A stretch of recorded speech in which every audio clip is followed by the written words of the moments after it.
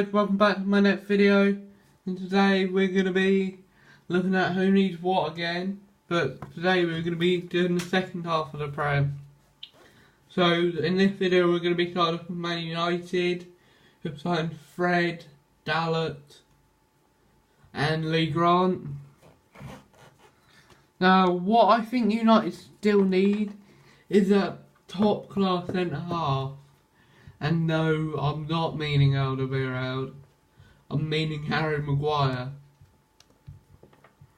And I also think United potentially need fullbacks. Certainly if Luke Shaw is going to leave. If Luke Shaw leaves, then they'll definitely need fullbacks. And I think they'll need someone to back up Lukaku this year. Because I can see Lukaku getting injured and then Mourinho complaining for months that he hasn't got a striker. Next team we're going to be looking at is Newcastle, who are actually starting to step up their business now. Because they signed Dubravka, the one from last year. They signed Key from Swansea, Kennedy from Chelsea, and they're set to sign Muto or whatever from Mainz. I think they've agreed a fee with them, but I think he's having medical at some point. But I think that will help him out a lot, because that's what I think they need really. A top class striker to score some goals for them. And I think they also need they just need numbers, because last year they struggled when they got injuries. So they just need numbers. Everywhere they need numbers really. Southampton have actually done some really good business this year. They brought in Umfram from Celtic, Ellie Nosey from Basel, Gunn from City, and Vestergaard from Mönchengladbach. I think that's some good business for them. Because Southampton struggled last year, and I'm expecting them to struggle this year. I reckon Cardiff, Southampton, and probably Newcastle, if they don't do any business, will be the ones to go down this year. They just don't look set up for the Prem. I think Southampton need fullbacks and more numbers in midfield, so then they don't have to play so many youngsters. Next we're going to be moving on to my favourite team in the whole wide world, Tottenham, who I think I said yesterday need a centre half, someone to help Harry Kane out. I said the centre half should be De Ligt. I stick by that because he is a quality young centre half. So to back Kane up, I reckon they need either Anthony Martial or Wilfried Zaha. I would absolutely love Wilfried Zaha coming off the bench to play anywhere behind Kane or up front with Kane. I think that would just be so much quality. And then a backup cam, which would be Jack Grealish, I think. Because I think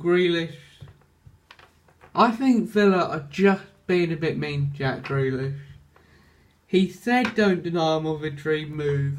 I think currently they're denying him of it. We've been negotiating with him for almost the whole summer, and I really hope it happens because I really like Jack Grealish. And I think the one just for fun, just in case Danny Rose gets injured, would be Ryan Sessegnon from Fulham. I think he will become world class. And then Watford, who have done quite a bit this summer actually. They brought in Ben Wilmot from Stevenage as a youngster, Navarro from Espanyol, De La Feo on a permanent deal. I reckon that's a big transfer for him. Sema from Otterstoon, I think he plays out wide, and Messina, who I think is a fullback from Bologna. I think that's some good business.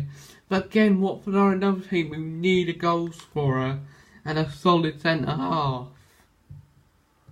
Because all their centre halves are quite old, like Unicabal, who I don't really like. I think if Andre Gray goes, because it looks like they're fed up of him, I think they'll need another striker, and I think that striker could be Danny Ings. I think.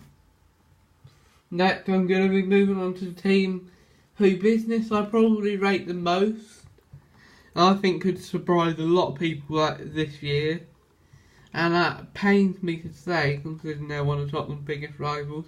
But it's West Ham, who brought in Anderson for a record fee, Yarmolenko from Dortmund, Jack Wilshere from Arsenal, Fredericks from Fulham, Fabianski from Swansea, Balbena from Corinthians, and Issa Diop from Toulouse. So I think if West Ham can get a full-back, a striker, and maybe another centre midfielder, I think they could be good to go.